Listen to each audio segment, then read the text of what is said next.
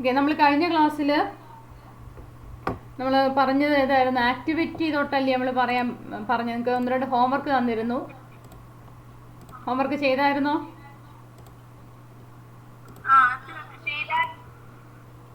ഏതായിരുന്നു നമ്മുടെ ഹോംവർക്ക് തന്നിരുന്നതെന്ന് ഓർമ്മയുണ്ടല്ലോ?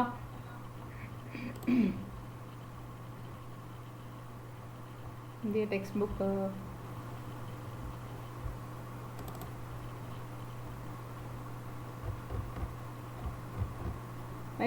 ഇതൊക്കെ കഴിഞ്ഞല്ലായിരുന്നോ? ആക്ടിവിറ്റി 1 ഇതൊക്കെ ടെക്സ്റ്റിലോട്ട് എഴുതാൻ ഞാൻ പറഞ്ഞിരുന്നല്ലോ. അതൊക്കെ ടെക്സ്റ്റിലോട്ട് എഴുതിയാൽ മതി എന്നല്ലേ പറഞ്ഞേ? ഇവിടെ തൊട്ടല്ലേ നമുക്ക് ഹോംവർക്ക് ഇതായിരുന്നോ?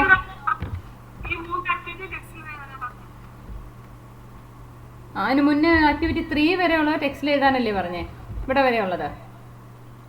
ഓക്കെ, അത് നമ്മുടെ ടെക്സ്റ്റ് ബുക്ക് റീഡിങ്ങുമായി ബന്ധപ്പെട്ടുള്ള ഭാഗമാണ്. അപ്പം നിങ്ങൾ പുസ്തകം നല്ലപോലെ വായിക്കാനായിട്ട് പരിചയപ്പെടാനായിട്ടുള്ള. ഞാൻ ഇന്ന് വാട്സപ്പിൽ ഒരു സമ്മറി ഇട്ട് തന്നിട്ടുണ്ടായിരുന്നു. ജസ്റ്റ് ആ സമ്മറി അല്ല, നറേഷനാണ്. അത് നിങ്ങളങ്ങ് പഠിച്ചാൽ സമ്മറി ആയിട്ട് നിങ്ങൾക്ക് എഴുതാം. സമ്മറി ആയിട്ട് എഴുതുമ്പോൾ ജസ്റ്റ് ആദ്യത്തെ 1-2 സെൻറ്റൻസുകളൊന്ന് മാറ്റം വരുത്തിയാൽ മതി.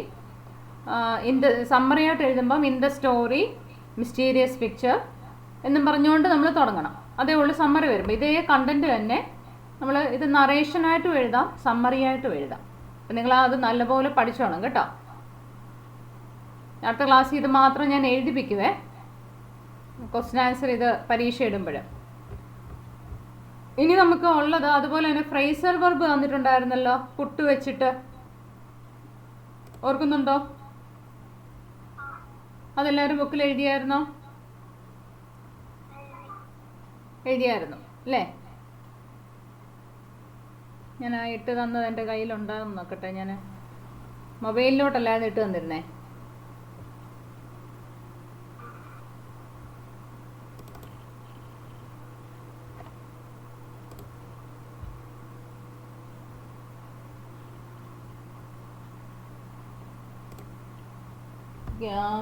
മൊബൈലിൽ ഇട്ട് തന്നെയൊന്ന് നോക്കട്ടെ ഞാൻ, ഒരു മിനിറ്റ്. നമ്മൾ പുട്ടോൺ എന്നൊക്കെ പറഞ്ഞുകൊണ്ട് കുറേ മീനിങ്സ് പഠിച്ചതാണല്ലോ. അത് നിങ്ങൾ ഫ്രേസൽ വെർബുകൾ നമുക്ക് എപ്പോഴും ഫില്ല് ചെയ്യാനായിട്ടൊക്കെ ചോദിക്കും. തന്നിരുന്ന ഇത്രയല്ലേ? പുട്ടപ്പ് അല്ലേ? ആണോ?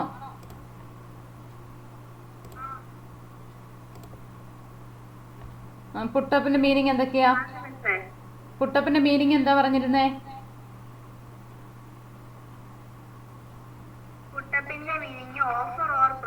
Offer or present.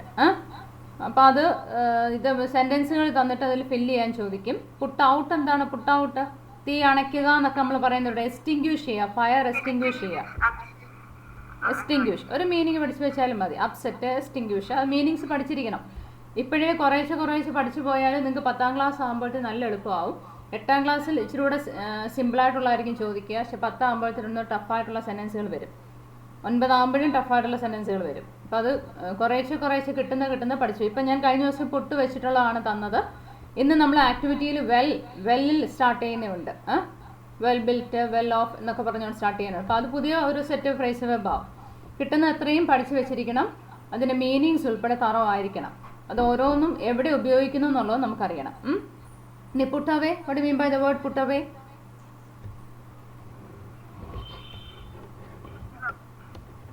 Puttu away, give up, ഉപേക്ഷിക്കുക. പുട്ട് ഓഫ്, പുട്ട് ഓഫ് എന്താ? Put off postpone. ഇപ്പോൾ ഒരു ക്രിക്കറ്റ് മാച്ച് മഴ കാരണം പോസ്റ്റ്പോൺ ചെയ്തു നമ്മൾ പറയുന്നതിന് വരെ ഏത് വാക്ക് ഉപയോഗിക്കാം? പുട്ട് ഓഫ് ചെയ്തു അല്ലേ? The match was put off due to heavy rain. അപ്പം ആ മാറ്റി വെച്ചു അല്ലെ, പോസ്റ്റ്പോൺ ചെയ്തു, മാറ്റി വെച്ചു എന്നുള്ളതിന് പകരം നമുക്ക് ഒരു ഫ്രേസൽ വെർബ് യൂസ് ചെയ്യാം, പുട്ട് ഓഫ്. ഇനി പുട്ട് ഓഫ് വിത്ത് ടോളറേറ്റ്, ക്ഷമിക്കുക, പൊറുക്കുക തുടങ്ങിയ. പുട്ട് ഓൺ നമ്മൾ സാധാരണയാണെങ്കിലും ധരിക്കുക എന്നുള്ള അർത്ഥത്തിൽ നമ്മൾ ഉപയോഗിക്കും അല്ലേ? സാധാരണ നിങ്ങൾ എവിടെയെങ്കിലും പുറത്ത് പോകാൻ നേരം ഡ്രസ്സ്, നിങ്ങൾ പുതിയ ഡ്രസ്സ് ഞാൻ ധരിച്ചു അല്ലേ? പുട്ട് ഓൺ എ ക്ലോത്ത്, ഒരു ഡ്രസ്സ് ധരിച്ചു. അല്ലെങ്കിൽ എന്താ, അവതരിപ്പിക്കുക, ഭാരം വർദ്ധിക്കുക തുടങ്ങിയല്ലേ? പുട്ട് ഓൺ വെയിറ്റ് എന്നൊക്കെ നമ്മൾ കേട്ടിട്ടുണ്ടാവുമല്ലോ. അപ്പോൾ അതൊരു ഫ്രേസ് വെർബാണ്, അത് ഓർത്തിരിക്കണം. പുട്ട് ഡൗൺ അതായത് അടിച്ചമർത്തുക. നമ്മൾ ഒറ്റ വാക്യം മലയാളത്തിൽ പറഞ്ഞാൽ അടിച്ചമർത്തുക. ബലം ഉപയോഗിച്ച് അല്ലെങ്കിൽ ഒരാളെ അവിടെ അടിച്ചമർത്തി ഇരുത്തുക എന്നൊക്കെ പറയുമല്ലോ, അതുപോലെ അടിച്ചമർത്തുക. അപ്പം ഇത് കുറേ വാക്കുകൾ നമ്മൾ പരിചയപ്പെട്ടു അല്ലേ. അപ്പം അതിൻ്റെ ഒരു വർക്ക് എന്നുള്ള രീതിയിൽ ഞാനിവിടെ ഒരു ക്വസ്റ്റ്യൻ ഒന്ന് കാണിക്കുകയാണേ. കാണാമോ നിങ്ങൾക്ക്? കാണാമല്ലോ. എന്താ സെൻറ്റൻസ് എന്താ? നമുക്ക് ക്വസ്റ്റ്യൻ പരീക്ഷയ്ക്ക് ഇതുപോലുള്ള ക്വസ്റ്റ്യൻസ് ആയിരിക്കും വരിക. ഞാനിത് ക്ലാസ് കഴിയുമ്പോൾ ഇത് ഗ്രൂപ്പിലോട്ടൊന്ന് ഇട്ട് തരാം. എന്തോ? ഓക്കെ ഞാൻ മാർക്ക് ചെയ്തോളാം. നമ്മൾ ഇതുപോലുള്ള ക്വസ്റ്റ്യൻസ് ആയിരിക്കും പരീക്ഷയ്ക്ക് വരിക. അപ്പോൾ ഇത് നിങ്ങളൊരു ക്വസ്റ്റ്യൻ ആയിട്ട് ബുക്കിലോട്ട് എഴുതിയിട്ട് ആൻസറും വർക്കൗട്ട് ചെയ്യണേ. ഗ്രൂപ്പിലോട്ട് ഇട്ട് തരാം ഇത് കഴിയുമ്പോൾ. ജസ്റ്റ് നമുക്കൊന്ന് ഇതിലൊന്ന് ചെയ്ത് നോക്കാം. വൺ മോർണിംഗ് ആരെ കൊണ്ടാന്ന് വായിപ്പിക്കുക? ആദിത്യ എസ് ഒന്ന് വായിച്ചേ.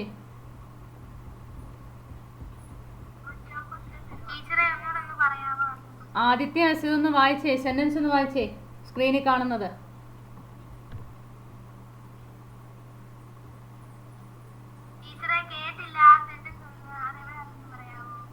സ്ക്രീനിൽ നോക്ക്, ബോർഡ് കാണുന്നില്ലേ? ഞാൻ ഷെയർ ചെയ്യുന്നത് കാണുന്നില്ലേ? ഷെയർ ചെയ്യുന്നത് കാണുന്നില്ലേ?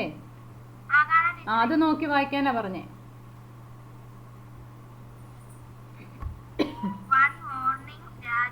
മോർണിംഗ് എന്ന് വായിക്കരുത്, morning.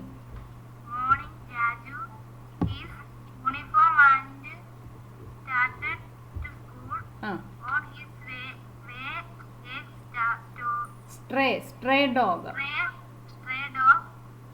Him Raju ran very fast, calling out for help. The people around could not what he was shouting for. Okay, അത്രേ ഉള്ളൂ. പിന്നെ അത് ഇവിടെ ABC എന്ന് പറഞ്ഞുകൊണ്ട് കുറച്ച് ഭാഗങ്ങൾ ഫില്ല് ചെയ്യാനാണ് തന്നിരിക്കുന്നത്. ആ ഫില്ല് ചെയ്യേണ്ടത് നമ്മൾ എവിടെ നിന്നാണ് കണ്ടെത്തി ഫില്ല് ചെയ്യേണ്ടത്? ഈ ബോക്സിൽ തന്നിട്ടുണ്ട്. ഇത് തന്നിരിക്കുന്ന എല്ലാം എന്താ ഇത് തന്നിരിക്കുന്നത്? ഫ്രേസൽ വെർബ്സ് ആണ് തന്നിരിക്കുന്നത്. ഫ്രേസൽ വെർബ്സ്, കുറച്ച് ഫ്രേസൽ വെർബ്സ് അതിൽ തന്നിട്ടുണ്ട്. ഇതിൻ്റെ ഓരോന്നിൻ്റെ അർത്ഥം എന്താണെന്ന് നിങ്ങൾ കണ്ടെത്തിയിട്ട് വേണം ഇതിലോട്ട് ഫില്ല് ചെയ്യാൻ.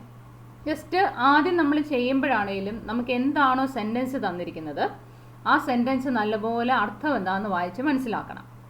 അപ്പോൾ എന്താ നമ്മുടെ പറഞ്ഞിരിക്കുന്നത്? വൺ മോർണിംഗ്, ഒരു ദിവസം രാവിലെ, Raju dash his uniform and started to school. സാധാരണ നമ്മൾ സ്കൂളിൽ പോകണമെന്നുണ്ടെങ്കിൽ എന്താ ചെയ്യുന്നത്? യൂണിഫോം എന്ത് ചെയ്യും? യൂണിഫോം എന്ത് ചെയ്യും? ധരിക്കും അല്ലേ, ഇടും.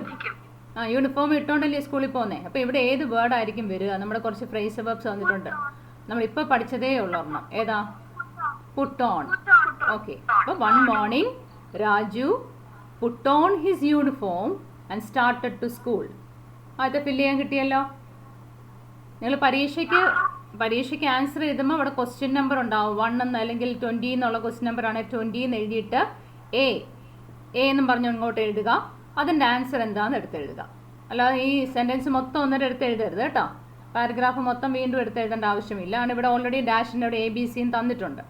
അപ്പോൾ ആദ്യത്തെ മനസ്സിലായോ? സംശയമൊന്നും ഇല്ലേ? On his way a stray dog dash him. അവൻ്റെ യാത്രയിൽ, അവൻ പോയ വഴിയിൽ എ സ്ട്രേ ഡോഗ് എന്ന് പറയുന്നത് എന്താ? സ്ട്രേ ഡോഗ് എന്താ? തെരുവ് നായ. ഡാഷ് ഹിം എന്താ? എൻ്റെ 2ാം ക്ലാസ്സിൽ കൊച്ചിയുടെ ആൻസർ പറഞ്ഞു കേട്ടോ. 8ാം ക്ലാസ് വരെ പെട്ടെന്ന് ആൻസർ പറ. On his way a stray dog dash him. Went after, അവൻ്റെ പുറകെ അങ്ങ് കൂടി. Went after him. On his way a stray dog went after him. അവൻ്റെ പുറകെ കൂടി, അവൻ്റെ പുറകെ വരാൻ തുടങ്ങി. Raju ran very fast calling out. ഇവിടെ ഒരു കോളിംഗ് ഔട്ട് എന്ന് പറയുന്ന ഒരു ഫ്രേസ് വെർബ് ഓൾറെഡി അവിടെ തന്നിട്ടുണ്ട്. അത് നിങ്ങൾ ഓർത്തിരുന്നതാണ്. കോളിംഗ് ഔട്ട് എന്ന് വെച്ചാൽ എന്താ? ഷൗട്ട് ലൗഡ്ലി, സഹായത്തിനായിട്ട് ഉറക്കെ വിളിക്കുക എന്നർത്ഥം. കോൾ ഔട്ട് ചെയ്യാന്ന് വെച്ചാൽ എന്താ? Call out for help. Call out ചെയ്യാൻ ഷൗട്ട് ചെയ്യുക, ഉറക്കെ കരയുക എന്നുള്ള അർത്ഥം. അപ്പോൾ അതും ഒരു ഫ്രേസ് വെർബ് ഓൾറെഡി അവിടെ ഫില്ല് ചെയ്തിട്ടുണ്ടെന്നേ ഉള്ളൂ. പക്ഷേ നമ്മളൊരു ഫ്രേസ് വെർബ് പരിചയപ്പെടുമ്പോൾ അതുകൊണ്ട് പരിചയപ്പെടാം. രാജു റാൻ വെരി ഫാസ്റ്റ്, വളരെ വേഗത്തിൽ ഓടിയിട്ട് കോളിംഗ് ഔട്ട് ഫോർ ഹെൽപ്പ്. എന്തിനു വേണ്ടിയിട്ട് വിളിച്ചുകൊണ്ട് ഓടുന്നേ? ഹെൽപ്പിന് വേണ്ടിയിട്ട്, സഹായത്തിന് വേണ്ടി വിളിച്ചുകൊണ്ട് അവൻ ഓടുകയാണ്. The people around could not dash what he was shouting for. ചുറ്റുമുള്ള ആൾക്കാർക്ക് എന്ത് ചെയ്യാൻ പറ്റുന്നില്ല, മനസ്സിലാവുന്നില്ല എന്തിനു വേണ്ടിയിട്ട് അവൻ ഷൗട്ട് ചെയ്യുന്നതെന്ന്. കാരണം പട്ടി അവിടെ എവിടെയെങ്കിലും നിൽക്കുന്നതാണ്, ചിലപ്പോൾ അവൻ പട്ടി അവൻ്റെ പുറകെ വന്നു പോലും കാണത്തില്ല. പട്ടിയെ കണ്ടതേ, ഇച്ചിരി നേരം പട്ടി കൂടെ വന്നതേ ഉള്ളായിരിക്കും. ഇവൻ പേടിച്ചുറക്കുക കരഞ്ഞോണ്ട് ഓടുകയാണ്. ചുറ്റുമുള്ളവർക്ക് മനസ്സിലാവുന്നില്ല ഇവൻ എന്തിനാ കരയുന്നതെന്ന്. ഇപ്പോൾ ഏത് വേർഡായിരിക്കും ഇവിടെ വരുന്നേ?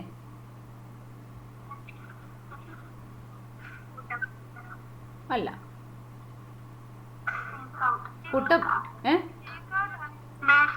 Make out. മനസ്സിലാക്കുക, മേക്ക് ഔട്ട്, ഗ്രഹിക്കുക അല്ലെങ്കിൽ മനസ്സിലാക്കിയെടുക്കുക. Could not make out what he was shouting for. അവൻ എന്തിനു വേണ്ടിയിട്ടാണ് കരയുന്നതെന്ന് അവർക്ക് മനസ്സിലായില്ല. അപ്പോൾ ഈ വാക്കുകളെല്ലാം നമ്മളവിടെ ഫില്ല് ചെയ്യണമെന്ന് നമുക്ക് എന്തറിയണം? ഫ്രേസർ വെബ്സിൻ്റെ എന്തറിയണം? അർത്ഥം അറിയണം. ചുമ്മാ അത് പറ്റുമോ? അപ്പോൾ ഫ്രേസർ വെബ് എന്ന് പറയുന്നത് ഏറ്റവും പ്രധാനപ്പെട്ടതാണ്. ഇപ്പം ഞാൻ ആദ്യം നിങ്ങൾക്ക് പുട്ടിൽ സ്റ്റാർട്ട് ചെയ്യുന്ന കുറച്ച് ഫ്രേസ് വെബ്സാണ് തന്നെ. അതിൻ്റെ മീനിങ് എത്രയും പഠിച്ച എത്ര പേരുണ്ട്? എൻ്റെ മീനിങ് എത്രയും പഠിച്ചവർ ആരെങ്കിലും ഉണ്ടോ? ധൈര്യപൂർവ്വം ഞാൻ പഠിച്ചായിരുന്നു ടീച്ചറെ എന്ന് പറയാൻ പറ്റുന്ന ആരെങ്കിലും ഉണ്ടോ? ആരുമില്ല അല്ലേ? ആദ്യം നിങ്ങൾ ആ തന്നിരിക്കുന്ന ഫ്രേസ് ബുക്കിൽ എഴുതിയോ എല്ലാവരും?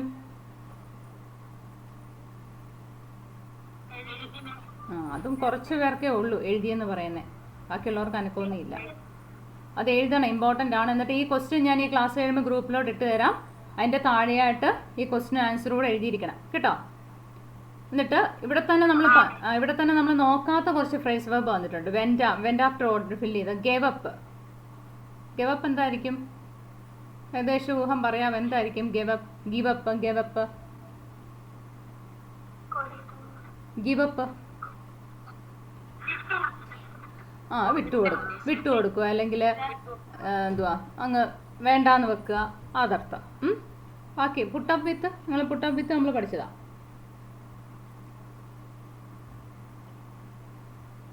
ഇതിൻ്റെ മീനിങ്സ് കൂടെ നിങ്ങൾ പുട്ട് വെച്ചിട്ടുള്ള വേർഡ്സ് എല്ലാം പഠിച്ചതാ, എൻ്റെ കൂട്ടത്തിലാ, ഓർക്കുന്നില്ല ഒന്നും അല്ലേ? അപ്പം ഇതിൻ്റെ മീനിങ്സ് കൂടെ നിങ്ങൾ ബുക്കിലോട്ട് നോട്ട് ചെയ്തേക്കണം കേട്ടോ, ഫ്രേസ് വെബ്സ് കിട്ടുന്നത്. എന്നിട്ട് അസൈൻമെൻ്റ് ആയിട്ട് വെൻറ്റിൽ സ്റ്റാർട്ട് ചെയ്യുന്ന കുറച്ച് ഫ്രേസ് വെബ്സ് നിങ്ങൾ എഴുതിയേക്കണം. വെൻറ്റിൽ സ്റ്റാർട്ട് ചെയ്യുന്നത്, വെൻറ്റ്, WENT, വെൻറ്റ്. ഓക്കെ,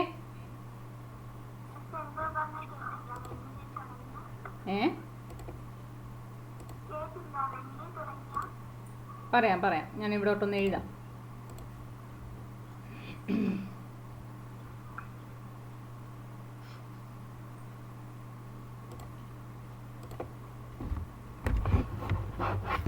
നിങ്ങളുടെ ഒരു അസൈൻമെൻ്റ് ആണ്.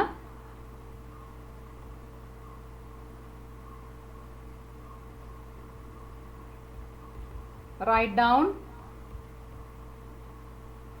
the meanings of phrasal verbs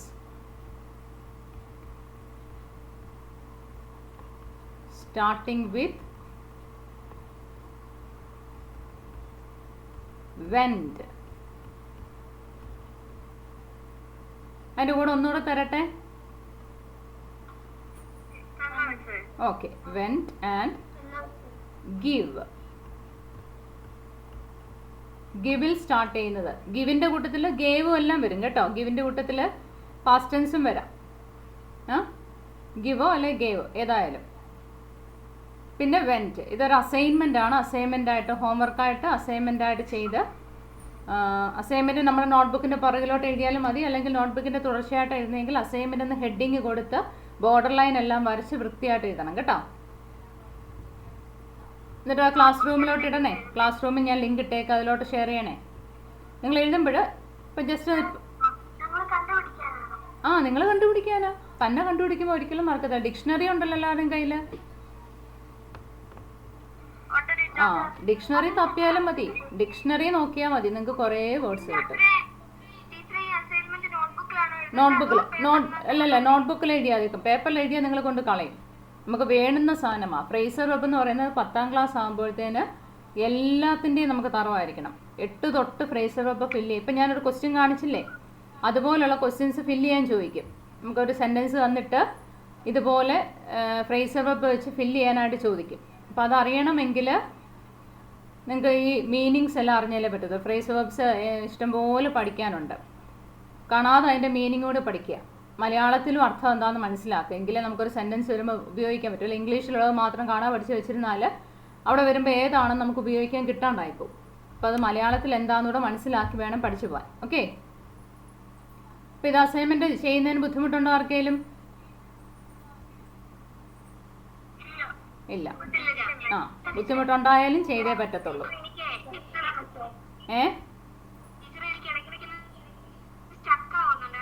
അത്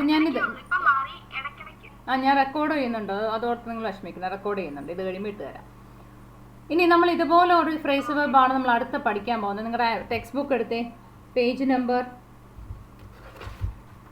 19. Have you seen that? Enrich our vocabulary.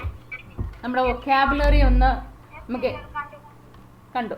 നമ്മുടെ വൊക്കാബുലറി ഒന്ന് നമുക്ക് എൻറിച്ച് ചെയ്യാൻ വെച്ചാൽ ഒന്ന് ഡെവലപ്പ് ചെയ്ത് കൂടുതലൊന്ന് നമുക്ക് ബെറ്റർ ആക്കി കൊണ്ടുപോകാം. അപ്പോൾ അതിനുള്ള ഒരു ആക്ടിവിറ്റിയാണ് ഒന്നാമത്തെ ആക്ടിവിറ്റി. ഒന്നാമത്തത് പറഞ്ഞിരിക്കുന്നത് എന്താ? ക്വസ്റ്റ്യൻ ആരാ വായിക്കുക? Alisha.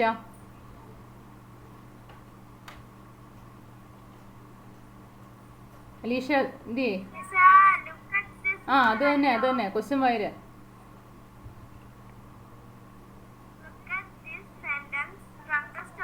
The captain of the guards was a tall, well-built, red-haired man of about 25. Okay. Here the word well-built means with a strong physique.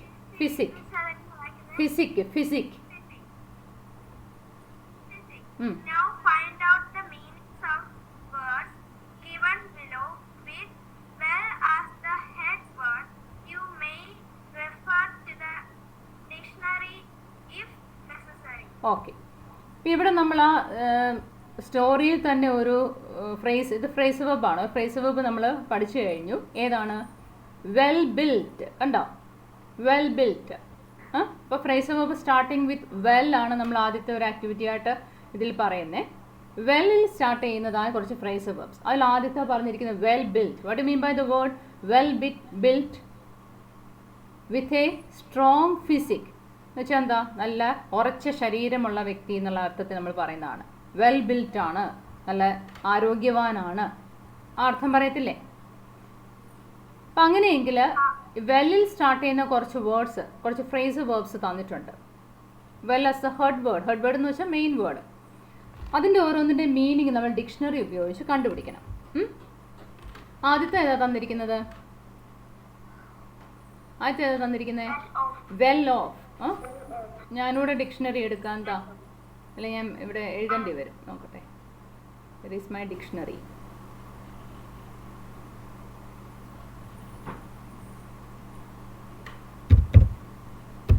Well of എന്താ വെൽ ഓഫ് എന്നുള്ളതിൻ്റെ മീനിങ് നോക്കിയേ, കാണാമല്ലോ നിങ്ങൾക്ക്. എന്താ വെൽ ഓഫ് എന്ന് വെച്ച് പറയുന്നേ? അർത്ഥം എന്താ പറഞ്ഞിരിക്കുന്നേ? കാണുന്നില്ലേ? ക്ലിയർ അല്ല. ഇൻഫോർച്ചുനേറ്റ് സർക്കംസ്റ്റാൻസസ് ഫിനാൻഷ്യലി, ദാറ്റ് ഈസ് നമ്മൾ ഒറ്റയടിക്ക് പറഞ്ഞാൽ മോഡറേറ്റ്ലി റിച്ച് എന്ന് പറയും. നല്ല ഇച്ചിരി ഉയർന്ന പൊസിഷനിലുള്ളത്, സാമ്പത്തികമായിട്ട് ഇച്ചിരി ഉയർന്നിരിക്കുന്ന സിറ്റുവേഷനിലുള്ളവരെന്നൊക്കെ നമ്മൾ പറയും. അവിടെ ഒരു സെൻറ്റൻസ് മേക്കിംഗ് അവിടെ തന്നിട്ടുണ്ട്. There were comfortable or even wealthy by some standards, easy living, a prosperous family. His family is well situated financially, well-to-do members of the community. സാധാരണ നമ്മൾ അർത്ഥമാക്കുന്ന ഇതൊക്കെയാണ്. അതുപോലെ doesn't know when he is well off. അപ്പോൾ അത് well എന്നുള്ള situation മെയിനായിട്ടും in A good position or situation എന്നുള്ള അർത്ഥത്തിൽ നമ്മൾ പറയുന്നത്. എന്താ അതിൻ്റെ മീനിങ് ആയിട്ട് നമ്മൾ പറയുന്നത്? വെൽ ഓഫിൻ്റെ in a good position or a situation. നല്ലൊരു സ്ഥാനത്തോ അല്ലെങ്കിൽ നല്ലൊരു വെൽ ബിൽറ്റ്, വെൽ റിച്ച് ആയിട്ടൊക്കെ ഉള്ളൊരു സിറ്റുവേഷനിലായിരിക്കുക. ഓക്കെ. ഇനി അടുത്ത വേർഡാ പറഞ്ഞിരിക്കുന്നത് ഏതാ? അടുത്ത നമ്മൾ ഏതാ പറഞ്ഞിരിക്കുന്നത്? രണ്ടാമത്തെ ഏതായിരുന്നു? Well known. അത് നിങ്ങൾക്ക് അറിയാവുന്നതാ. വെൽ നോൺ പേഴ്സൺ എന്നൊക്കെ പറയാറുണ്ട്. വെൽ നോൺ പേഴ്സൺ എന്നൊക്കെ പറയുമ്പോൾ എന്താ പറയുന്നേ? ആ, ഫേമസ്. യെസ്, ഫേമസ് ആണ്.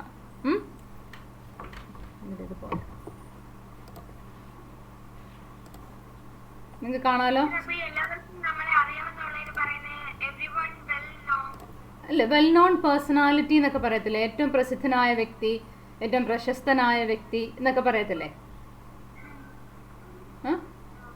നമുക്ക് എല്ലാവർക്കും നമ്മെ അറിയാമെന്നുള്ള പറയും I M familiar with every one എന്നുള്ള ഇതിലേ വരത്തുള്ളൂ.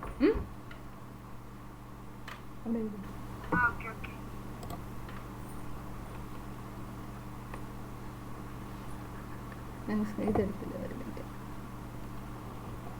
He's a well-known personality. He's an eminent personality. He's an eminent personality. He's a well-known personality.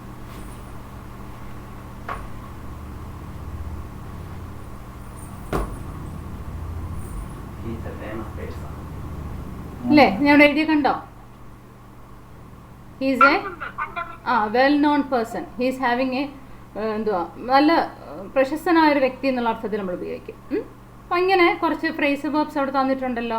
അടുത്ത വെൽ ഇൻഫോം. ബാക്കി നിങ്ങൾക്ക് ഡിക്ഷണറി വർക്കൗട്ട് ചെയ്യാമോ?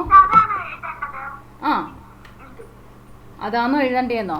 അത് ബുക്കിലോട്ട് എഴുതേണ്ടതാ. ഇവിടെ മീനിങ് എഴുതേണ്ടത്. ഇവിടെ നമുക്ക് എഴുതുമ്പോൾ അർത്ഥമാണ് എഴുതേണ്ടത്. വെൽ നോൺ എന്ന് പറയുമ്പോൾ ഫേമസ് എന്ന് മാത്രം, അർത്ഥം മാത്രം എഴുതിയാൽ മതി. ഓക്കെ, സെന്റൻസ് മേക്കിംഗ് അല്ല അവിടെ നമുക്ക് വേണ്ടിയത്. നോട്ട്ബുക്കിൽ എഴുതണം. ഇത് നോട്ട്ബുക്കിൽ എഴുതണം. ഫ്രേസ് വെർബ് കിട്ടുന്ന എല്ലാം നോട്ട്ബുക്കിൽ എഴുതണം. ബാക്കി നിങ്ങൾക്ക് ഹോംവർക്ക് ആയിട്ട് ചെയ്യാമോ? വെൽ ഇൻഫോംഡ് എന്തായിരിക്കും പറയുന്നത്? വെൽ ഇൻഫോംഡ് എന്ന് വെച്ചാൽ നമുക്ക് ഏതെങ്കിലും ഒരു പെർട്ടിക്കുലർ ടോപ്പിക്കിൽ വളരെയധികം ജ്ഞാനമുണ്ടെങ്കിൽ, വളരെയധികം നോളജ് ഉണ്ടെങ്കിൽ അതിനെ പറയുന്നത് വെൽ ഇൻഫോംഡ് എന്ന് പറയും. Having a lot of knowledge about A particular topic. ഇനി വെൽ വിഷർ. ഞാൻ നല്ലൊരു വെൽ വിഷറാണ്. അതായത് മറ്റൊരാളുടെ സന്തോഷം കാണുന്നത് വളരെ സ്വയം സന്തോഷിക്കുന്ന ആൾ, മറ്റൊരാളുടെ സന്തോഷത്തിൽ സ്വയം സന്തോഷിക്കുന്ന ഒരാൾ. വെൽ റെഡ്, അത് വളരെ റീഡിങ്ങും വായനയിലൂടെ ധാരാളം അറിവ് നേടിയ വ്യക്തി. ഇതുപോലെ വേറെ അഡീഷണൽ കുറച്ച് നോട് നിങ്ങൾ ചേർക്കണം. വെല്ലിൽ സ്റ്റാർട്ട് ചെയ്യുന്ന, അപ്പം ഇത്രയേ ഉള്ളൂ. വെല്ലിൽ സ്റ്റാർട്ട് ചെയ്യുന്ന ഫ്രേസ് വേർബ്സ് കണ്ടുപിടിക്കുക, അതിൻ്റെ മീനിങ് നോട്ട് ചെയ്യുക. ഓക്കെ ഓക്കെ, ഞാൻ അതിൻ്റെ കൂടെ ഒരു ക്വസ്റ്റ്യൻ ഉണ്ടോ എന്ന് നോക്കട്ടെ. ഞാൻ എടുത്തിട്ടായിരുന്നു ഒരെണ്ണം. അതിൻ്റെ അർത്ഥം എന്ന് കണ്ടോ? ഞാൻ ഇവിടെ എടുത്തിട്ടുണ്ട്. അർത്ഥം കാണാമല്ലോ? ഓക്കെ, ഇത് സംശയം ഉണ്ടെങ്കിൽ ഇത് ഗ്രൂപ്പിലോട്ട് ഇട്ട് തന്നേക്കാം. ഇത്ര എണ്ണത്തിൻ്റെയും ബുക്കിൽ എഴുതണം. അത് കഴിഞ്ഞിട്ട് നമുക്ക് വേറെ നോട്ട് ചെയ്യാൻ പറ്റുന്നതാണ് വെൽ ബീയിങ്. കേട്ടുള്ളതാണ് വെൽ ബീയിങ്. പിന്നെന്താ? Well groomed, well done. ഈ വാക്കുകളെല്ലാം നിങ്ങൾ കേട്ടിട്ടില്ലേ? വെൽ ഡൺ എന്നൊക്കെ കേട്ടിട്ടില്ലേ? Well done, well done. Well to do എന്നുള്ളത് കേട്ടിട്ടില്ല. ആന്നാന്ന്. ഇനി തൊട്ടുള്ള ആക്ടിവിറ്റി ബുക്കിൽ എഴുതണം. ബുക്കിൽ എഴുതേണ്ടാത്ത ഞാൻ ടെക്സ്റ്റിൽ നോട്ട് ചെയ്താൽ മതി എന്നുള്ളത് പറയുമ്പോൾ അത് ടെക്സ്റ്റിൽ നോട്ട് ചെയ്താൽ മതി. അപ്പോൾ ആദ്യത്തെ ആക്ടിവിറ്റി നിങ്ങൾക്ക് ഹോംവർക്കായിട്ട് ചെയ്യാമല്ലോ. സമയം ഇഷ്ടം പോലെ ഉണ്ട്. അടുത്ത വെള്ളിയാഴ്ചക്കുള്ളിൽ കംപ്ലീറ്റ് ചെയ്താൽ മതി. ഡിക്ഷണറിയും കൂടെ നമ്മൾ നോക്കിയിരിക്കണം. ഡിക്ഷണറി നോക്കുന്നത് നിങ്ങളുടെ ലാംഗ്വേജ് ഡെവലപ്പ് ചെയ്യും കേട്ടോ. ഡിക്ഷണറി നോക്കാൻ അറിയാമല്ലോ. അപ്പോൾ നമ്മുടെ ലാംഗ്വേജ് കൂടെ ഡെവലപ്പ് ചെയ്യും. ഓക്കെ, ആക്ടിവിറ്റി 2 നോക്കി. ഓക്കെ, ആക്ടിവിറ്റി 2 നോക്കിയേ. നമുക്ക് ഇച്ചിരി സ്പീഡ് ഇപ്പം ഒരു ഗ്രാമർ പോർഷനൊക്കെ വരുമ്പോൾ കുറച്ച് കൂടുതൽ പഠിക്കാനുണ്ട്. ആക്ടിവിറ്റി 2 നോക്കാം. Look at some of the words use in the first 3 paragraphs of the story. അതും ജസ്റ്റ് ഞാൻ പറഞ്ഞു പോകുന്നതേ ഉള്ളൂ. ഇത് നിങ്ങൾ നോട്ട്ബുക്കിൽ എഴുതണ്ട, ജസ്റ്റ് ടെക്സ്റ്റിൽ നോട്ട് ചെയ്താൽ മതി. ഇവിടെ നമുക്ക് കുറച്ച് വേർഡ്സ് തന്നിരിക്കും. നോക്കി. ഫെദേഴ്സ്, അട്രാക്റ്റഡ്, സ്മാർട്ട്ലി, പിന്നെ ഗാർഡ്സ്, ഡാൻസ്, ഹാൻഡ്സംലി, ലോഫേഴ്സ്, സ്കെൽറ്റൺസ്, ഇവിടെ കോൾഡ്, ഡിസ്മൗണ്ടഡ്, ദെൻ കൂളി, ക്യൂരിയസ്ലി എന്നൊക്കെ പറഞ്ഞ് കുറച്ച് തന്നിട്ടില്ലേ? അവിടെ ഫെദർ എന്നുള്ളതിൻ്റെ കൂടെ എസ് കൂടെ ചേർത്തപ്പോൾ ഫെദേഴ്സ് എന്നായി. അപ്പോൾ ആ എസ് ചേർത്തപ്പോൾ നമുക്ക് എന്ത് കിട്ടി? സിംഗുലർ എന്നും പ്ലൂറൽ എന്നും കേട്ടിട്ടുണ്ടല്ലോ. Singular means what? സിംഗുലർ എന്ന് വെച്ചാൽ എന്താ? ഒറ്റ, ഒരെണ്ണത്തിനെ മാത്രം സൂചിപ്പിക്കുന്നത്. ഒറ്റ ഒരെണ്ണത്തിനെ മാത്രം സൂചിപ്പിക്കുമ്പോൾ സിംഗുലറായി. ഒന്നിൽ കൂടുതലുണ്ടെങ്കിൽ നമുക്ക് എന്ത് പറയാം? പ്ലൂറൽ ആണെന്ന് പറയാം. ഇപ്പൊ ഫെദർ എന്ന് പറയുമ്പം ഒരു തൂവലിനെ കേൾക്കുന്നുള്ളൂ. ഫെദേഴ്സ് എന്ന് പറയുമ്പോൾ എന്താണ്? തൂവലുകൾ. അപ്പൊ എസ് എന്നുള്ളത് അവിടെ എസ് ചേർക്കുമ്പോൾ നമുക്ക് എന്ത് കിട്ടി? അവിടെ പ്ലൂറൽ ഫോം കിട്ടി അല്ലേ? അടുത്ത് നോക്കി ഗാഡ്സ്. അവിടെയും ഏത് ചേർത്തിട്ടാണ്? God, God's. അപ്പൊ അത് ഏത് ചേർത്തിട്ടാണ് പ്ലൂറൽ ആവണേ? എസ് ചേർക്കുമ്പോൾ അവിടെ പ്ലൂറൽ ഫോം ആയി. അടുത്ത് നോക്കിയാൽ ലോഫേഴ്സ്. അവിടെ എസ് ചേർക്കുമ്പോൾ പ്ലൂറൽ ആയില്ലേ? സ്കെൽറ്റൺസ് എസ് ചേർക്കുമ്പോൾ പ്ലൂറൽ ആയില്ലേ? ആയല്ലോ. അപ്പം ഇതുപോലെ എൻ്റെ തൊട്ട് താഴെ ഒരു കോളം തന്നിട്ടുണ്ട്. നമ്മൾ ഈ അവസാനം ചേർക്കുന്നതിനെ സഫിക്സുകൾ എന്ന് പറയും. മുന്നിൽ എന്തെങ്കിലും ചേർത്താൽ അതിനെ പ്രിഫിക്സ് എന്നും, അവസാനമാണ് ചേർക്കുന്ന വാക്കിൻ്റെ അവസാനമാണ് ചേർക്കുന്നതെങ്കിൽ അതിനെ സഫിക്സ് എന്നും പറയും. ഇവിടെ സഫിക്സ് ആണോ പ്രിഫിക്സ് ആണോ എസ് കൊടുത്തിരിക്കുന്നത്? സഫിക്സ് ആയിട്ട് അവസാനമായിട്ടാണ് എസ് കൊടുത്തിരിക്കുന്നത്. അപ്പോൾ അത് സഫിക്സുകളാണ്. അപ്പോൾ എസ് എന്നുള്ള സഫിക്സ് കൊടുക്കുമ്പോൾ പ്ലൂറലായി. അങ്ങനെയെങ്കിൽ അതിൻ്റെ തൊട്ട് താഴെ ഒരു ബോക്സ് വന്നിരിക്കുന്നുണ്ടോ? 1 എന്ന് പറഞ്ഞ് നമ്പർ കൊടുത്തിരിക്കുന്നേ. അത് നമ്മുടെ ടെക്സ്റ്റ് ബുക്ക് വായിച്ചിട്ട് 1-2 പാരഗ്രാഫുകളൊന്ന് വായിച്ചിട്ട് ഒരു 3 എണ്ണം എഴുതിയാൽ, കൂടുതലൊന്നും വേണ്ട. ടെക്സ്റ്റിലോട്ട് എഴുതിയാൽ മതി, ബുക്കിലോട്ട് എഴുതണ്ട. ഇത് ടെക്സ്റ്റ് ബുക്കിൽ എഴുതിയാൽ മതി. നമ്മുടെ ടെക്സ്റ്റ് ബുക്ക് വായിക്കുക, 1-2 പാരഗ്രാഫുകൾ വായിക്കുക. അവിടെ നിന്നും എസ് ചേർത്ത് എസ് എന്നുള്ള സഫിക്സ് കൊടുത്താൽ പ്ലൂറൽ ഫോംസ് കിട്ടുന്ന 3 വേർഡ്സ് എഴുതുക. Okay okay. ഇനി അതിൻ്റെ രണ്ടാമത്തെ കോളം നോക്കി.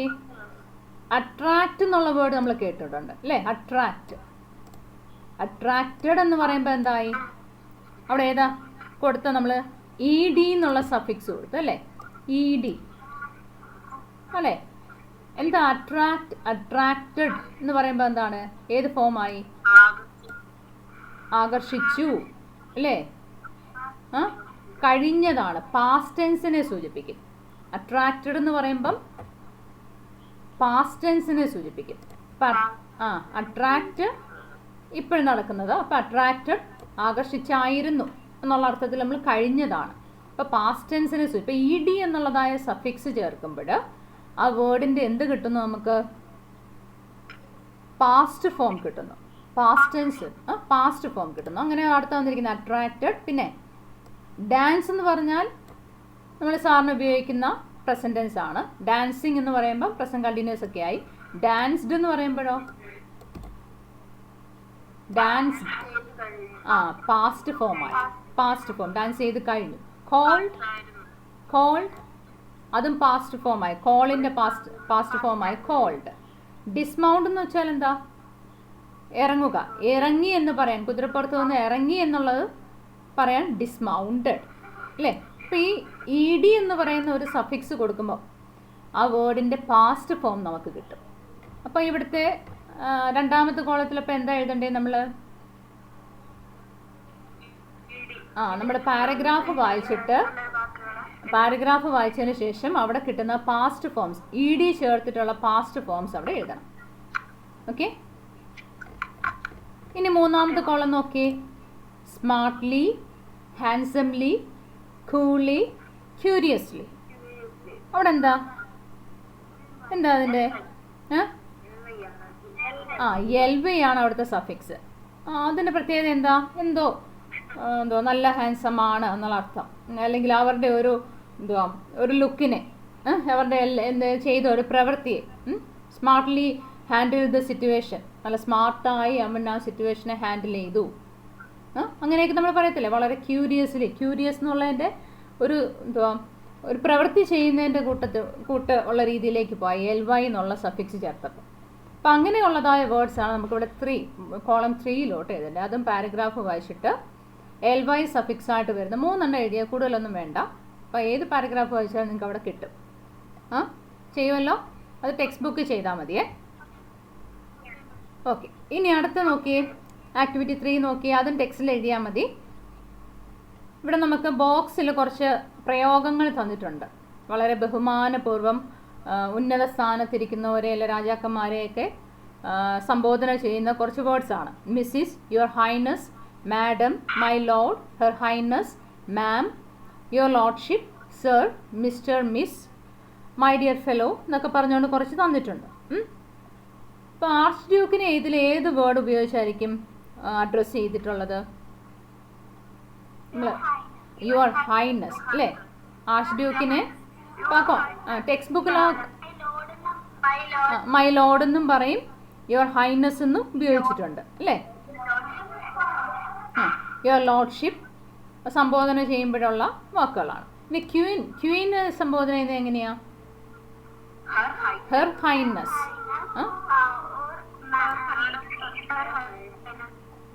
Okay, her highness. അതിൻ്റെ ഇടയ്ക്ക് ആരാ പാട്ട് പാടുന്നേ?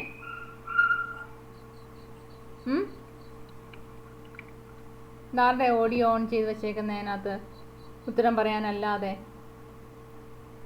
ഇനി ക്യാപ്റ്റൻ ഓഫ് ഗാർഡ്സിനെ എങ്ങനെയാ സംബോധന ചെയ്തിരുന്നേ? സർ എന്നുള്ള സംബോധനയാണ് അല്ലേ? ഇനി പെയിന്ററിനെ, നമ്മുടെ പെയിന്ററിനെ രാജാവ് തിരിച്ചെങ്ങനെ സംബോധന ചെയ്തിരുന്നേ? My dear fellow. Okay okay. Which of the above, ഇനി അടുത്ത നോക്കി, which of the above words of address do we commonly use in our day to day conversation? Which are the words of address that we do not normally use? നമ്മൾ സാധാരണയുള്ള കോൺവെർസേഷനിൽ സാധാരണ ഉപയോഗിക്കുന്ന വാക്കുകൾ ഏതൊക്കെയാണ്? ഈ തന്നിരിക്കുന്നതിൽ സാധാരണ ഉപയോഗിക്കുന്ന സർ ഉപയോഗിക്കും, മിസ്സസ് ഉപയോഗിക്കും അല്ലേ? മിസ്സസ് ഉപയോഗിക്കും, മാം ഉപയോഗിക്കും, സർ ഉപയോഗിക്കും, മിസ്റ്റർ, മിസ് ഇതൊക്കെ ഉപയോഗിക്കും അല്ലേ? ഇനി സാധാരണ നമ്മൾ ഉപയോഗിക്കാത്ത വേർഡ്സ് ഏതൊക്കെയാ? നമ്മൾ സ്കൂളിൽ HMനെ കാണുമ്പോൾ ഹൈ പൊസിഷനിലുള്ളവരെ കാണുമ്പോൾ യുവർ ഹൈനസ് എന്നൊക്കെ പറയുമല്ലോ. അപ്പോൾ നമ്മൾ സാധാരണ അതും ടെക്സ്റ്റിൽ എഴുതിയിരുന്നാൽ മതി. നമ്മൾ സാധാരണ ഉപയോഗിക്കുന്ന വേർഡ്സും സാധാരണ യൂസ് ചെയ്യാത്ത വേർഡ്സും ടെക്സ്റ്റിൽ എഴുതിയിരുന്നാൽ മതി. സാധാരണ ടെക്സ്റ്റിൽ കുറിച്ചിരുന്നാൽ മതി. ഇത് ഒരാൾ വെച്ചൊന്നും പറയാനൊന്നും ഇല്ല, അവരവർക്ക് എഴുതാനുള്ളതേ ഉള്ളൂ. നിങ്ങൾ അതൊന്ന് ബോക്സ് നോക്കി നിങ്ങൾക്ക് ഫില്ല് ചെയ്താൽ ടെക്സ്റ്റിലോട്ട് കംപ്ലീറ്റ് ചെയ്താൽ മതി. ഓക്കെ, അടുത്ത നോക്കിയേ, അടുത്ത ആക്ടിവിറ്റി നോക്കിയേ. അത് നമുക്ക് എഴുതാനായിട്ടുള്ളതാണ്. അത് ഞാൻ ആദ്യം നിങ്ങൾക്ക് തന്നു. Does the story remind you of any stories that you have red or heard before? ഞാൻ ആദ്യമേ ഒന്ന് ചോദിച്ചിരുന്നു നിങ്ങളുടെ അടുത്ത്, ഈ കഥ വായിച്ചപ്പോൾ നിങ്ങൾക്ക് മറ്റേതെങ്കിലും കഥയുമായിട്ട് സാമ്യം തോന്നിയോ ചോദിച്ചിരുന്നു. നിങ്ങൾ ഉത്തരവും പറഞ്ഞിരുന്നു അല്ലേ? ഇൻവിസിബിൾ ക്ലോത്തുമായി ബന്ധപ്പെട്ട് ആ സ്റ്റോറി ഓർമ്മയുണ്ടെങ്കിൽ ടെക്സ്റ്റിൽ ജസ്റ്റ് ഇവിടെ ഒന്ന് നോട്ട് ചെയ്തേക്കുക. സ്റ്റോറിയുടെ ജസ്റ്റ് ഒരു ബ്രീഫ്. കേട്ടില്ല? ആ സ്റ്റോറി അറിയത്തില്ലയോ? ഒട്ടും ഓർമ്മയില്ലേ? സ്റ്റോറി അത് സാരമില്ല, അതൊരു പ്രശ്നമേ ഇല്ല. ഗ്രാമർ മിസ്റ്റേക്ക് എന്ന് പറയുന്നത് നമ്മുടെ പ്രശ്നമേ ഇല്ല. നിങ്ങൾ എഴുതുന്നതിൻ്റെ തിരുത്തുകൾ വരുത്തുക എന്ന് വെച്ചാൽ നിങ്ങൾ എഴുതിയതിനെ കണ്ടിന്യൂസ് ഒന്ന് വായിച്ചു നോക്കുക. എന്താണേലും എഴുതുക. എഴുതിയിട്ട് സാമ്യമുള്ള സിനിമയുണ്ട്. ഞാൻ സിനിമ കണ്ടില്ല, ഞാൻ അങ്ങനെ സിനിമ കാണാൻ സമയമില്ല സാറാ. ഓക്കെ, അറിയാത്തവർക്ക് ഇതേ ഉള്ളൂ, കഥ ഇതേ ഉള്ളൂ. ഒരു രാജാവിൻ്റെ അടുത്ത് രാജാവിന് വേണ്ടിയിട്ടൊരു ഡ്രസ്സ് തയ്ക്കാനായിട്ടൊരു വ്യക്തിയോട് പറയുന്നു, അവിടുത്തെ നമ്മുടെ കോർട്ടിലുള്ള ഒരാളോട് പറയുന്നു. അപ്പം രാജാവിൻ്റെ ഡിമാൻഡ് എന്ന് പറയുന്നത് ഭയങ്കര പ്രൗഡായിട്ടുള്ള ഡ്രസ്സാണ്. ജസ്റ്റ് ഞാൻ ഓടിച്ചെന്ന് പറഞ്ഞാൽ നല്ല ഇതുവരെ കണ്ടിട്ടില്ലാത്ത ഏറ്റവും മനോഹരമായ ഡ്രസ്സാവണം. അതല്ലെന്നുണ്ടെങ്കിൽ അവന് ഇതുപോലെ തന്നെ മരണം ഉറപ്പാണ്. അപ്പം രാജാവ് ഓരോ ഡിമാൻഡ് ഇങ്ങനെ വെക്കുകയാണ്, ഡ്രസ്സ് അങ്ങനെ വേണം ഇങ്ങനെ വേണം എന്നൊക്കെ പറഞ്ഞുകൊണ്ട് പറയാണ്. അപ്പോൾ അയാൾ ബുദ്ധിപരമായിട്ട് ചെയ്ത ബുദ്ധിയുള്ളവർക്ക് ഈ ഡ്രസ്സ് കാണാൻ പറ്റത്തുള്ളൂ എന്നുള്ള രീതിയിൽ ശരിക്കും അയാൾ ഡ്രസ്സൊന്നും ഉണ്ടാക്കിയില്ല. പക്ഷെ ബുദ്ധിയുള്ളവർക്ക് മാത്രമേ കാണാൻ പറ്റത്തുള്ളൂ എന്ന് പറയുന്നത്. രാജാവ് വന്ന് നോക്കുമ്പോൾ രാജാവിന് ബുദ്ധി ഇല്ലെന്ന് പറയാൻ പറ്റത്തില്ലല്ലോ. അപ്പോൾ രാജാവ് നല്ല അതിമനോഹരമായ ഡ്രസ്സ് എന്നൊക്കെ വിരിച്ചിട്ട് അതെടുത്തിട്ട് ഇടാൻ പറയുമ്പം അത് ഇടുന്നതായിട്ടൊക്കെ ആക്ഷനൊക്കെ കാണിച്ചിട്ട് തെരുവിലൂടെ എല്ലാവരെയും കാണിക്കാനായിട്ട് തെരുവിലൂടെ പോവാണ്. പക്ഷെ ശരിക്കും പറഞ്ഞാൽ നെയ്ക്കഡായിട്ടായിരുന്നു റോഡിലൂടെ പ്രജകൾക്ക് കാണാനായിട്ട് പോയത്. അപ്പോൾ പ്രജകളെല്ലാം എന്ത് ചെയ്യാണ്, അവരിത് കഥയൊന്നും അറിയുന്നില്ലല്ലോ. അപ്പോൾ രാജാവ് ഓരോ പ്രാവശ്യം അദ്ദേഹം പുതിയ ഡ്രസ്സ് ഇടുമ്പോൾ പ്രജകളെ കാണിക്കാനായിട്ട് ഇങ്ങനെ പോകുമായിരുന്നു. ധാരാളം പൈസ അദ്ദേഹത്തിന് ഡ്രസ്സിന് വേണ്ടിയിട്ട് വേസ്റ്റ് ആക്കുന്നുണ്ടായിരുന്നു. അത് അവസാനിപ്പിക്കുക എന്നുള്ള ഒറ്റ ലക്ഷ്യമേ ഉള്ളായിരുന്നു ആ ടൈലർക്കുണ്ടായിരുന്നു, ആ തയ്യൽക്കാരനുണ്ടായിരുന്നു. അപ്പോൾ അന്നേരം അദ്ദേഹം ഇട്ട് കൊടുത്ത ഡ്രസ്സും കൊണ്ട് പ്രജകളെ കാണിക്കാനായിട്ട് അദ്ദേഹത്തിൻ്റെ രാജവീതിയിലൂടെ പോയ സമയത്ത് പ്രജകളെല്ലാം ഇദ്ദേഹത്തിനെ കളിയാക്കി ചിരിക്കുകയൊക്കെ ചെയ്തു. അപ്പോഴാണ് ഇദ്ദേഹത്തിന് മനസ്സിലായി ഇദ്ദേഹത്തിന് മണ്ടത്തരം പറ്റിയെന്നുള്ള കാര്യം. അങ്ങനെ പിന്നെ ഒരിക്കലും അദ്ദേഹം ആ ഒരു മെൻറ്റാലിറ്റിയിലോട്ട് വന്നിട്ടില്ല. അതാണ് നമ്മുടെ ഒരു കഥ. ജസ്റ്റ് നിങ്ങൾക്ക് അറിയാവുന്ന രീതിയിലൊന്ന് എഴുതിയേക്കുക. ഞാൻ വേണമെങ്കിൽ ആ കഥയുടെ ഒരു ചെറിയൊരു ബ്രീഫ് എവിടെന്നെങ്കിലും കിട്ടുകയാണെങ്കിൽ ആ സ്റ്റോറി ബുക്ക് ഒന്ന് ഇട്ട് തന്നേക്കാം, ഒന്ന് വായിച്ചു നോക്കുക കേട്ടോ. വേണ്ട അത് നോട്ട്ബുക്കിൽ എഴുതണ്ട, ഈ ടെക്സ്റ്റിൽ ഈ തന്നിരിക്കുന്ന സ്പേസിൽ ടെക്സ്റ്റിൽ നോട്ട് ചെയ്താൽ മതി. ഓക്കെ, ഇനി ആക്ടിവിറ്റി 2 നോക്കിയേ.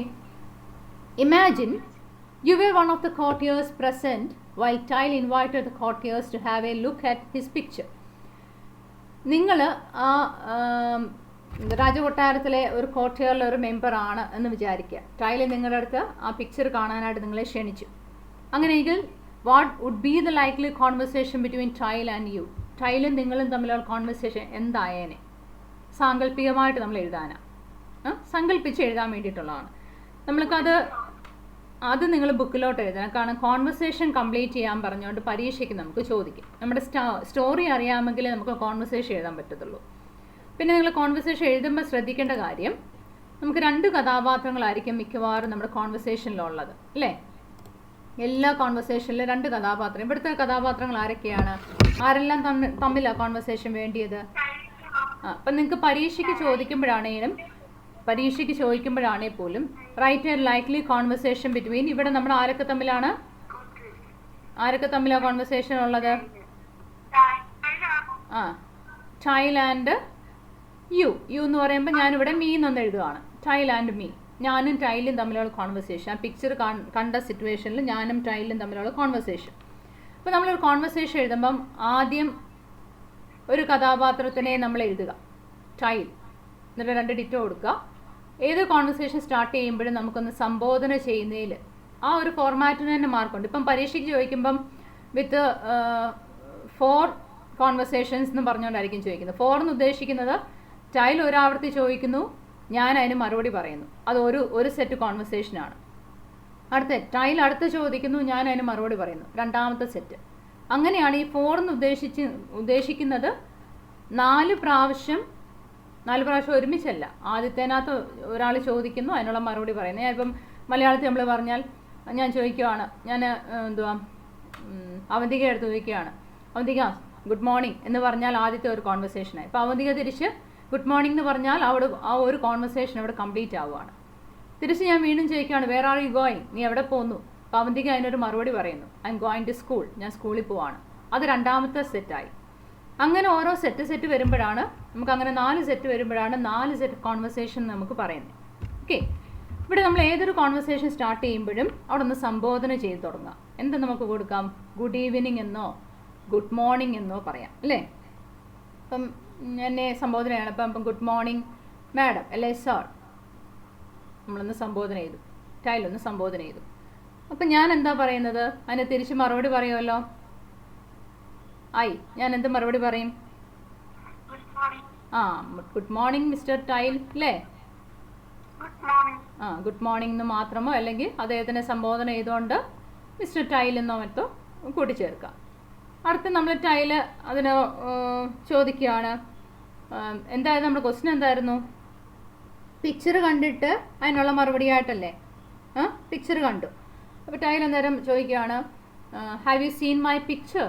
അദ്ദേഹം ചോദിക്കുകയാണ്, have you seen my picture? എൻ്റെ പിക്ചർ താങ്കൾ കണ്ടോ? അപ്പോൾ എന്തായിരിക്കും ഞാൻ മറുപടി പറയുന്നേ?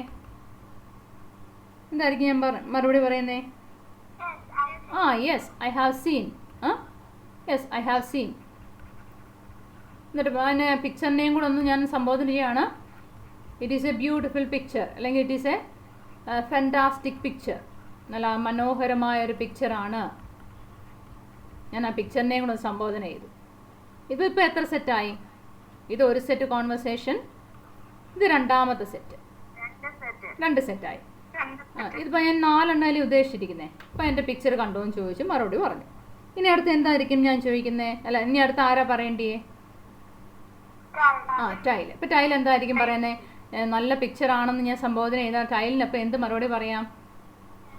താങ്ക് യു പറയാം, അല്ലേ? ടൈലിനപ്പം താങ്ക് യു പറഞ്ഞൂടെ? ഇപ്പം ടൈൽ അടുത്തതായിട്ട് താങ്ക് യു മാം, മാഡം നല്ലായിരുന്നു ഞാൻ ആദ്യം സംബോധന ചെയ്തിരുന്നത്, അതുകൊണ്ട് താങ്ക് യു മാം, അല്ലെങ്കിൽ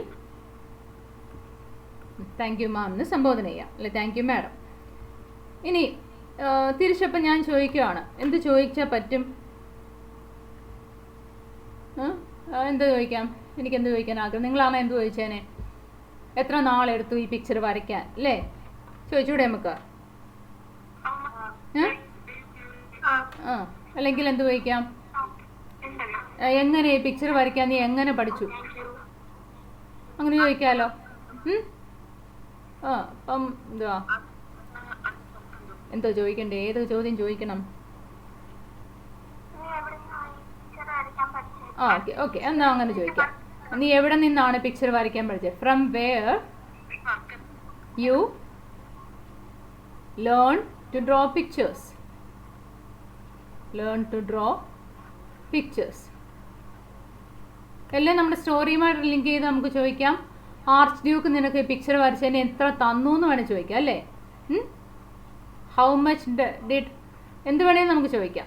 അപ്പോൾ നമ്മൾ യുക്തം അനുസരിച്ച് പോട്ടെ, ഒരു ചോദ്യം മതിയല്ലോ, സ്ഥലമില്ല അവിടെ എഴുതാൻ. അപ്പോൾ ഒരു ചോദ്യം ചോദിച്ചു, അപ്പോൾ അടുത്തൊരു സെറ്റ് കോൺവെർസേഷനായി അല്ലേ? മൂന്നാമത്തെ സെറ്റായി. അപ്പോൾ ഇനി അടുത്ത ടൈൽ നേരം അതിനൊരു മറുപടി പറയുന്നുണ്ടാവും. എന്തുമായിരിക്കും മറുപടി പറയുക?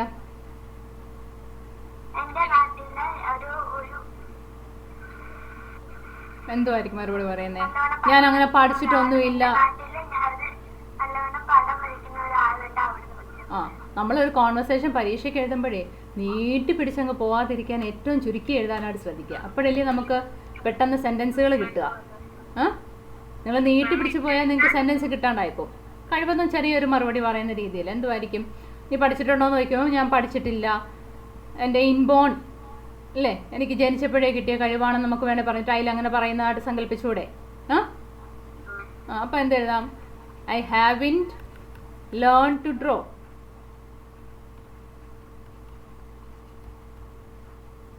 ഇറ്റ്സ് ഇൻബോൺ ഇൻ മീ അല്ലേ? It's inborn. ഞാൻ അത്ര എഴുതുന്നുള്ളേ, എനിക്ക് ഒരെണ്ണോട് എഴുതാനുള്ള സ്ഥലം വേണം. I haven't learn to draw. ഞാൻ വരയ്ക്കാൻ പഠിച്ചിട്ടില്ല, അത് ജന്മനാ എനിക്ക് കിട്ടിയാണ്. ഞാൻ ജനിച്ചപ്പോഴേ എനിക്ക് കിട്ടിയ കഴിവാണ്. അപ്പോൾ അന്നേരം ഞാൻ എന്ത് മറുപടി? എനിക്ക് 4 സെറ്റ് മതിയല്ലോ, ഇപ്പോൾ 4ാമത്തെ സെറ്റായത്. ഇപ്പം എന്താ പറയുന്നത്? നമുക്കൊരു അർത്ഥം എന്നുള്ള ഓ ഗുഡ്.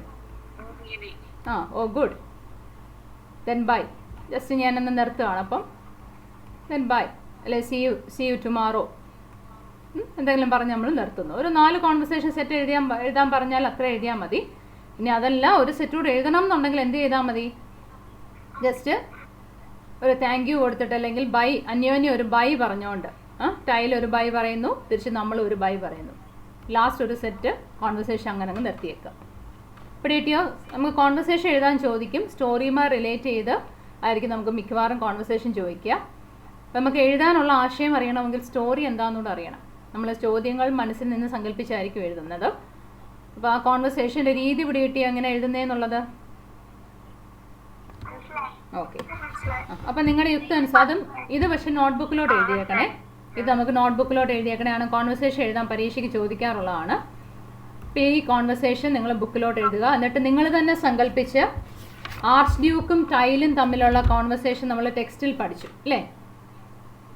അപ്പം അതിന് പകരം നിങ്ങൾ സങ്കല്പിക്കുക, നിങ്ങൾ ആർച്ച് ഡ്യൂക്കാണ് എന്ന് സങ്കല്പിച്ചുകൊണ്ട്, അല്ലെങ്കിൽ ആർച്ച് ഡ്യൂക്കിൻ്റെ മുന്നിൽ ഒരു പെയിൻറ്ററായിട്ട് നിങ്ങളാണ്, ടൈലിന് പകരം നിങ്ങളാണ് ചെന്നതെന്ന് സങ്കല്പിച്ചുകൊണ്ട് റഫായിട്ടൊന്ന് എഴുതി നോക്കുക. നിങ്ങളും ആർച്ച് ഡ്യൂക്കും തമ്മിലുള്ള കോൺവെർസേഷൻ എന്തായിരിക്കാം? ജസ്റ്റ് റഫായിട്ടൊന്ന് എഴുതി നോക്കുക. ഓക്കെ, അപ്പോൾ അത് കോൺവെർസേഷൻ എഴുതാനൊന്ന് ശീലമാവും. അപ്പോൾ നിങ്ങൾ എഴുതുമ്പോൾ ഒരു 6 കോൺവെർസേഷൻസ് നിങ്ങൾ ലിമിറ്റ് ചെയ്തിട്ട് എഴുതി പഠിക്കുക. ഒത്തിരി വാരി വലിച്ച് എഴുതി പേജ് കണക്കിന് പോകുന്നതിലല്ല കാര്യം. നമ്മുടെ ക്വസ്റ്റ്യനിൽ ഇത് റഫിൽ എഴുതിയാൽ മതി. ടെക്സ്റ്റിലുള്ള ആക്ടിവിറ്റി നോട്ട്ബുക്കിൽ എഴുതുക, റഫിൽ എഴുതി ശീലിക്കുക. മിസ് തെറ്റിയാലും കുഴപ്പമില്ല, ഗ്രാമർ ഒന്നും ഒരു വിഷയമല്ല. നമ്മളൊന്ന് എഴുതിയിട്ട് തിരിച്ചൊന്ന് വായിച്ച് നോക്കുമ്പോൾ നമുക്ക് ഇച്ചിരി തിരുത്താൻ തോന്നും. വായി വരുന്ന ഇംഗ്ലീഷ് അനുസരിച്ച് എഴുതുക. എന്നിട്ട് വീട്ടിൽ പേരൻസ് ആരെങ്കിലും ഉണ്ട് ഒന്ന് വായിച്ച് കേൾപ്പിക്കുക. അപ്പോൾ ഒന്ന് വായിക്കുമ്പോൾ നമുക്കൊന്ന് തോന്നും അതെന്തോ മിസ്റ്റേക്ക് ഉണ്ടല്ലോ എന്ന്. അപ്പോൾ കേട്ടിരിക്കുന്നവർക്കും ഒന്ന് തോന്നും എന്തോ മിസ്റ്റേക്ക് ഉണ്ടല്ലോ എന്ന്. അപ്പോൾ അവരൊന്ന് തിരുത്താൻ ശ്രമിക്കും. Okay.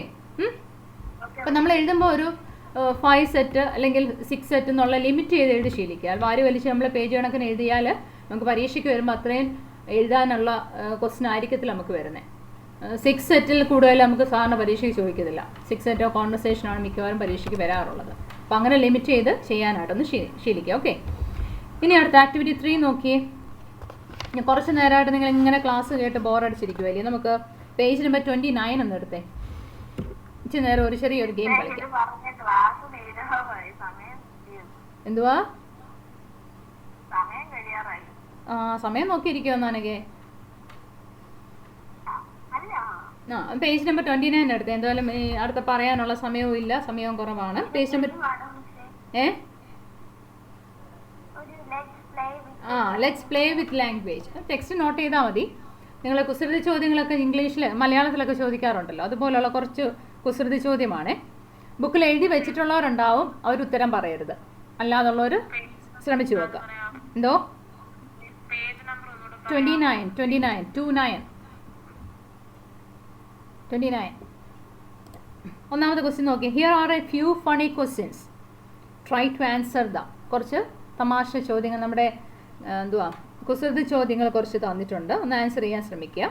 If you can not guess the answer from the jumbled word given against each of them. നിങ്ങൾക്ക് അത് ആൻസർ കണ്ടുപിടിക്കാൻ പറ്റുന്നില്ല എന്നുണ്ടെങ്കിൽ ആൻസർ ഒന്ന് ഗസ് ചെയ്യുക, ഊഹിക്കുക. എന്ത് വെച്ചിട്ടാണ്? From the jumbled words. Jumbled word എന്ന് വെച്ചാൽ എന്താ അർത്ഥം? ജംബിൾഡ് വേർഡ് തിരിച്ചും മറിച്ചും ഇട്ടേക്കുന്നു. ഒരു വാക്കിന്റെ അക്ഷരങ്ങളെല്ലാം തിരിച്ചും മറിച്ചും കൊടുത്തിരിക്കുകയാണ്. ഓക്കെ, ഇനി നോക്കി. ആദ്യത്തെ ക്വസ്റ്റ്യൻ എന്തായിരുന്നു? ഷിക, ആദ്യത്തെ ക്വസ്റ്റ്യൻ ഒന്ന് വായിച്ചേ.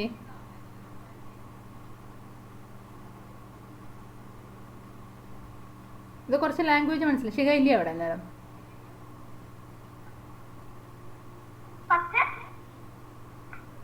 ഒന്നാമത്തെ ക്വസ്റ്റ്യൻ വായിക്കങ്ങോട്ട്.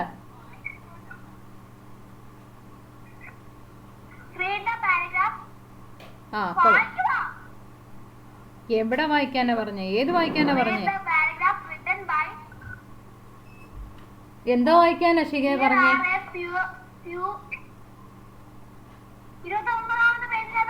ക്വസ്റ്റ്യൻ വായിക്കാനാ പറഞ്ഞേ. First question.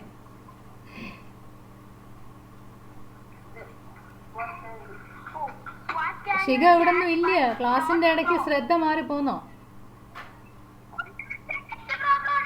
എന്നാ പറ, question വായിരേ. What can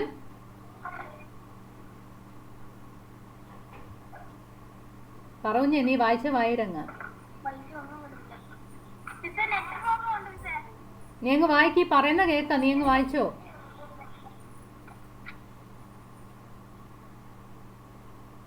What can you catch? What can you catch but not throw? But not throw. But not throw. നിങ്ങൾക്ക് പിടിക്കാൻ പറ്റും. നിങ്ങൾക്ക് പിടിപെടുന്നതാണ്, പക്ഷെ നിങ്ങൾക്ക് എറിയാൻ പറ്റില്ല. എന്താണത്? What can you catch but not throw? പനി. കോൾഡ്. അവിടെ കുറച്ച് വേർഡ്സ് അവിടെ തന്നിട്ടുണ്ട്. 1-2 അക്ഷരങ്ങൾ അവിടെ തന്നിട്ടുണ്ട്. അതിനെ ഒന്ന് ജമ്പിൾ ചെയ്ത് തന്നിരിക്കാൻ, അതിനെ ഓർഡറിൽ ആക്കാനേ പറഞ്ഞിട്ടുള്ളൂ. എൻ്റെ ടെക്സ്റ്റ് അവിടെ പോയി. Cold, COLD, cold. ടെക്സ്റ്റിൽ നേരത്തെ എഴുതി വെച്ചവർ മിണ്ടിയേക്കരുത് കേട്ടെ.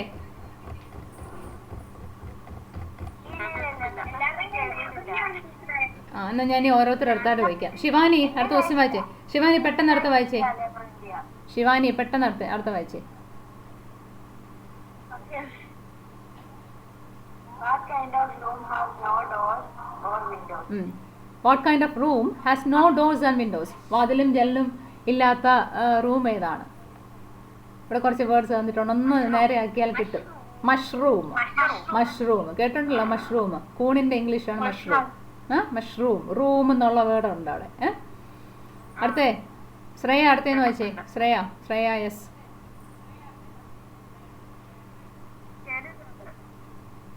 ശ്രേയ അടുത്ത വായിച്ചേ. What is orange in color? What is orange in color and sounds like a parrot? Orange കളറിലുള്ളതാണ്. പാരറ്റിന്റെ സൗണ്ടിലോട്ടാ വരുന്നത്. ഏതാ അത്? ക്യാരറ്റ്. ക്യാരറ്റിന് ഓറഞ്ച് കളറാണ് ഉള്ളത്. പാരറ്റ് എന്ന് ഉച്ചരിക്കുന്നതിന്റെ കൂട്ട് ഉള്ള രീതിയിൽ തന്നെ ക്യാരറ്റ് ഉച്ചരിക്കുന്നത്. ഓക്കെ, നവമി അടുത്ത വായിച്ചേ.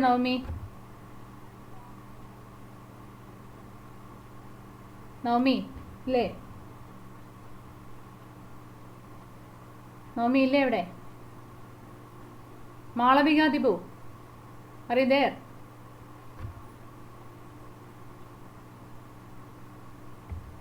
വിളിക്കുന്നവരാ? മാളവിക ദീപം ഉണ്ടോ?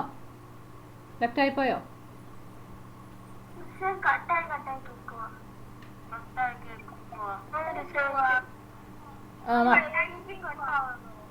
റേഞ്ച് പ്രശ്നമുള്ളതുകൊണ്ട്. മാളവിക ദീപം ഉണ്ടോ അവിടെ?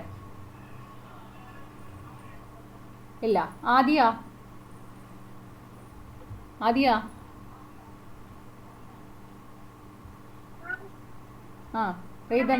read the next question. What has വൈര് What has fingers and a thumb but is not living?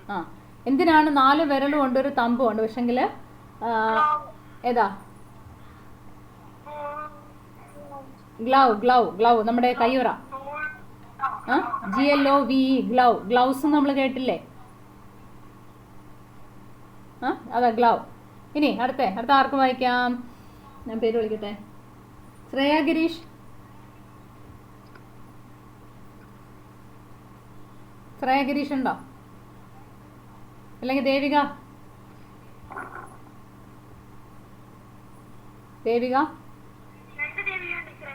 എന്താ ദേവിക ശങ്കർ അല്ലേ? ദേവിക ശങ്കർ എന്നല്ലേ? ശേഖർ സോറി. ദേവിക ശേഖർ. വായിച്ചേ ദേവിക ശേഖർ. ലാസ്റ്റ് കണ്ടുപിടിച്ചു. വെരി ഗുഡ്, നന്നായിരിക്കട്ടെ. നമ്മൾ ഏറ്റവും കൂടുതൽ ആരാ ഉത്തരം കണ്ടുപിടിച്ചേ ലാസ്റ്റ്?